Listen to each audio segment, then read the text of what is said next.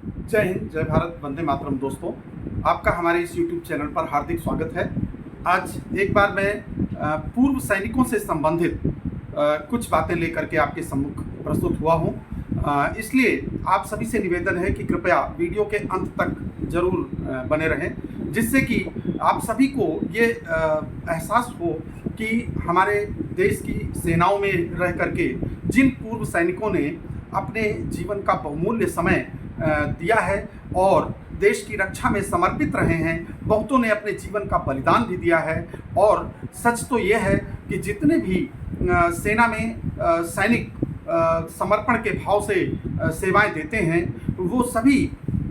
देश के लिए अपने प्राणों की न्यौछावर देने का संकल्प लेकर के कार्य करते हैं। और उसमें ये शहादत कुछ उन महान सपूतों के हिस्से में आती है और बाकी लोग सेवानिवृत्त होकर के समाज में अपने जीवन यापन के लिए वापस आते हैं। और जब वो यहाँ समाज में आते हैं तो उनको किस प्रकार की कठिनाइयों का सामना करना पड़ता है, उसके कुछ विवरण हम आपके सम्मुख प्रस्तुत करना चाहते हैं। और देश के सामान्य नागरिकों से भी अपेक्षा करते हैं कि इन पूर्व सैनिकों के प्रति संवेदनशीलता का भाव रखते हुए और सम्मान का भाव रखते हुए कृपया इन बातों पर विशेष ध्यान देने का प्रयास करें। इसके लिए आप सभी से निवेदन है कि कृपया वीडियो के अंत तक बने रहें। और यदि आपने अभी तक हमारे इस YouTube चैनल को सब्सक्राइब नहीं किया है तो कृपया सब्सक्राइब करें और अपने मित्रों को शेयर करें, लाइक करें और साथ ही साथ हमें प्रोत्साहन दें, जिससे कि हम आपके साथ और भी बहुत से मुद्दों पर जो है विषयों को साझा करते रहें। तो आज के विषय में मैं एक ही चीज़ कहना चाहता हूं कि ज़्यादातर ये हमारे जितने भी पूर्व सैनिक साथी हैं, उनके साथ कुछ कॉमन समस्याएं हैं जो उनको सेवानिवृत्ति के बाद झेलनी पड़ती हैं। और इन्हीं सब के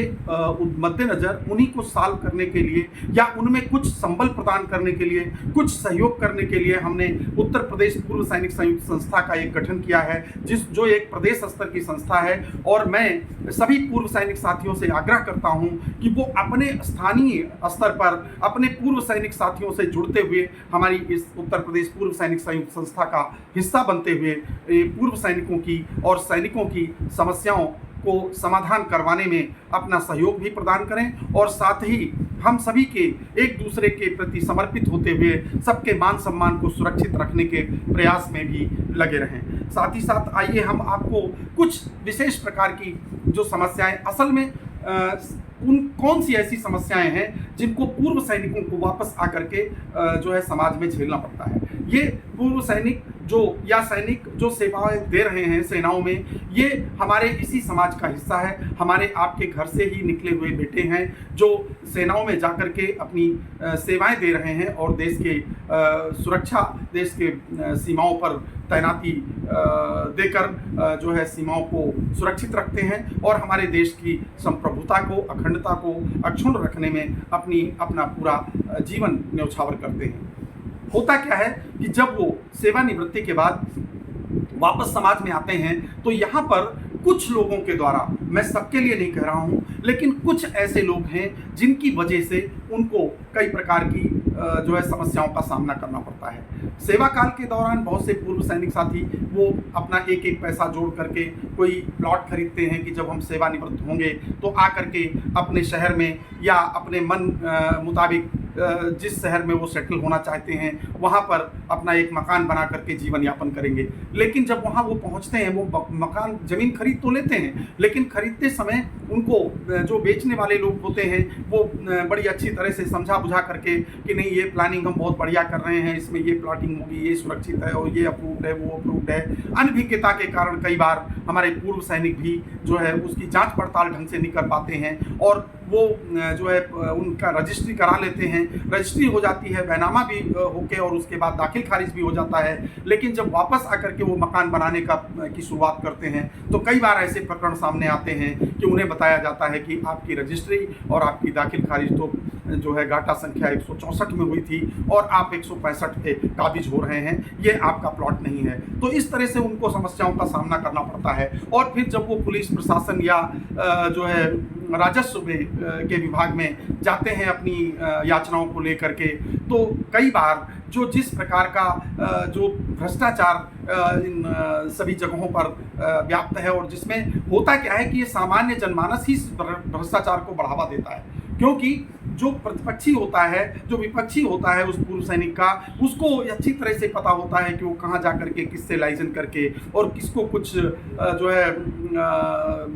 मोटिवेट करके या कुछ ले दे करके अपना काम बना सकता है, और ऐसा काम करके वो कई बार प्रताड़ित करने का प्रयास करते हैं। ऐसा नहीं है कि अच्छे लोग नहीं हैं, पुलिस प्रशासन में भी बहुत से अच्छे अधिकारी हैं। स्पेशली अधिकारियों के विषय में आज तक मैं जितने मामलों को लेकर के जितने अधिकारियों के पास गया हूँ, मुझे आज तक सबसे एक सहयोगात्मक और जो है पॉजिटिव रिजल्ट ही मिला है। इसलिए मैं अधिकारियों के विषय में नहीं, लेकिन निचले स्तर पर कर्मचारियों के स्तर पर कई बार ऐसा देखा गया है कि वहाँ पर वो उस प्रकार से जो एक निर्णायक भूमिका होनी चाहिए, जो निष्पक्ष भूमिका होनी चाहिए, उसको निभाने में असमर्थ रहते हैं। और वो किस प्रभाव से रहते हैं ये मैं इसको पूरी तरह से कह नहीं सकता। कई पूर्व सैनिकों के द्वारा ये भी आरोप लगाए जाते हैं कि वो पैसे के प्रभाव में आकर के या किसी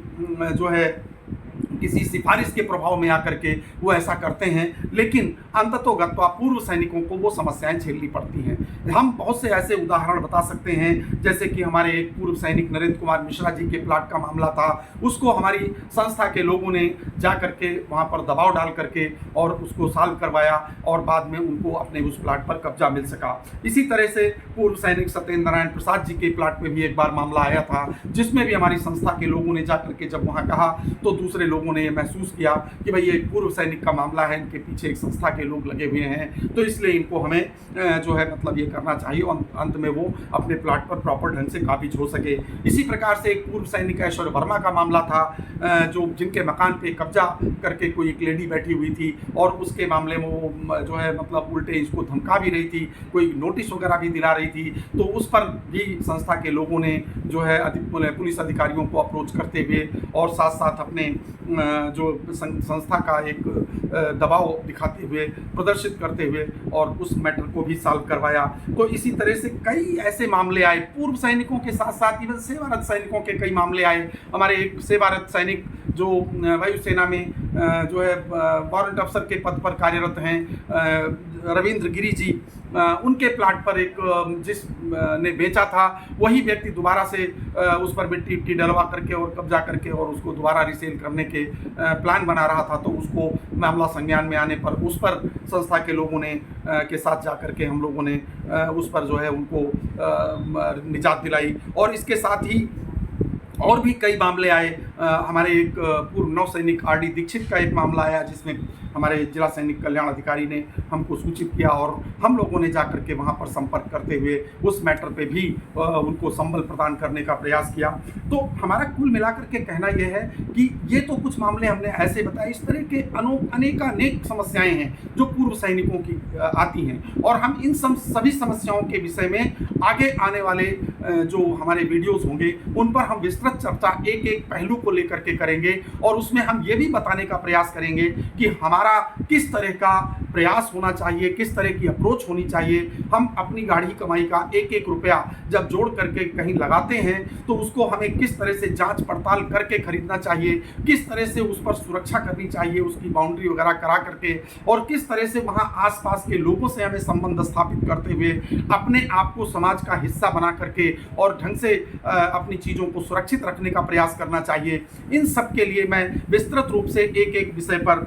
जो है आप तक जो है वीडियोस के माध्यम से आपको मैं अवगत कराने का प्रयास करूंगा। और इतना ही नहीं, बहुत सारे ऐसे मामले आते हैं, जैसे पुलिस के पास किसी प्रकार की कंप्लेन लेके जाना होता है तो एक पूर्व सैनिक जो पूरी सेवा काल के दौरान पूरे मान सम्मान और आत्मसम्मान के साथ जिया है, क्योंकि उस सैनिक का जो आत्मसम्मान है वो असल में देश का आत्मसम्मान होता है, क्योंकि जब तक सैनिक एक आत्मसम्मान के रूप से दृढ़ संकल्पित होकर के सीमा पर नहीं डटा रहेगा तो देश का भी आत्मसम्मान सुरक्षित नहीं रहेगा। तो देश के आत्मसम्मान को अपना आत्मसम्मान मान करके जो सेवा काल में चलता है वो वापस आने के बाद उसी अपने आत्मसम्मान के लिए कई बार उसकी जो अप्रोच है वो सामने वाले पुलिस अधिकारियों को थोड़ा सा एरोगेंट लग जाती है और जिसकी वजह से वहाँ पर मामले बिगड़ जाते हैं। तो इस विषय में भी हम अपनी बात आप तक पहुँचाने का प्रयास करेंगे और आपको ये समझाने का प्रयास करेंगे कि किस तरह से हम लोगों को ऐसे मामलों में अप्रोच करनी चाहिए और किस तरह से अपने मामलों को सुलझाने का प्रयास करना चाहिए। बहुत से ऐसे पुलिस अधिकारी हैं जिन्होंने बहुत ही सार्थक प्रयास मतलब सार्थक सहयोग दिया है और पूर्व सैनिकों के मामलों में और ये किया है, लेकिन जो छुटपुट घटनाएं आती रहती हैं वो बहुत आहत करती हैं। चाहे वो ग्वालियर की घटना हो जहां पर एक मेजर को जो है प्रताड़ित पीटा मतलब गया और जो है अभद्रता की गई उसके साथ, तो चाहे वो मामला हो और चाहे फिर 15 सितंबर को भरतपुर उड़ीसा में जो एक अधिकारी और उसके मंगेतर के साथ जो मामला हुआ पुलिस का वो मामला हो, और चाहे उसके बाद जो है और भी 24 सितंबर को दिल्ली में एक सूबेदार की जो थाने में पिटाई हुई। तो इस तरह की जो घटनाएं निकल करके आती रहती हैं तो वो न केवल पूर्व सैनिकों और सैनिकों के मनोबल को गिराती हैं बल्कि सामान्य जनमानस में भी जो सेना के प्रति सम्मान है और जो सेना में जाने का जो जोश और जुनून है देश सेवा करने का, उस पर भी वो बहुत ही जो है प्रतिकूल प्रभाव डालती हैं। तो इस वजह से मैं अपने सभी पूर्व सैनिक साथियों को भी इस बातों से अवगत कराने का प्रयास करूंगा कि जब कभी इस तरह के मामले आए तो हमें किस तरह की अप्रोच करनी चाहिए। अभी आज ही मेरे पास एक संज्ञान में मामला आया है। एक पूर्व सैनिक नायब सूबेदार रमेश पांडे जी जो गोमती नगर में रहते हैं, वहां पर उनको किसी एक शिवेश द्विवेदी नाम के व्यक्ति ने फ़ोन किया। पहले फ़ोन करके फिर गाली गलौज की और गाली गलौज के बाद फिर वो बोला मैं घर पे आ रहा हूँ। घर पे पहुँच करके और वहाँ पर जो है कॉलर वगैरह पकड़ करके उनके बताए के अनुसार जो है उनको ये किया। तो मैंने उन्हें कहा है कि आप जाइए थाने में, थाना इंचार्ज महोदय होंगे और उनके सामने अपनी बात रखिए, साथ में कुछ पूर्व सैनिकों को लेकर के जाइए। तो इसी के लिए मैं हमेशा आप सभी से, पूर्व सैनिक साथियों से आग्रह करता रहता हूँ कि आप जहाँ कहीं भी रहते हैं आपस में जितने भी पूर्व सैनिक साथी हैं आपस में एकजुट रहें, एक दूसरे से कनेक्टेड रहें, एक दूसरे के जो कॉन्टैक्ट नंबर्स हैं वो अपने पास रखें, जिससे कि जब कभी कोई ऐसी समस्या आती है तो वहाँ पर 4-6 की संख्या में जा करके अपनी बात को रखें, जिससे कि वो सामने जो पुलिस अधिकारी हैं वो उन चीज़ों को बेहतर ढंग से समझ पाएंगे। क्योंकि होता क्या है कि जो पीड़ित होता है, जिसके साथ घटना घटी होती है, वो थोड़ा बहुत हो सकता है आवेश में आकर कोई ऐसी बात उसके मुंह से निकल जाए, कोई ऐसे शब्द निकल जाएं जो सामने बैठे हुए पुलिस अधिकारी को अप्रिय लगें और वो उनकी वजह से कहीं पर किसी प्रकार से टकराव की जो स्थिति उत्पन्न हो जाए। तो ऐसी स्थिति में अगर साथ में 2-4 पूर्व सैनिक साथी होंगे जो गंभीरता के साथ उस चीज़ को समझ रहे होंगे, तो जहां कहीं इस तरह की संभावना बनने लगेगी वहां पर वो टोकते हुए और ये समझाने का प्रयास करेंगे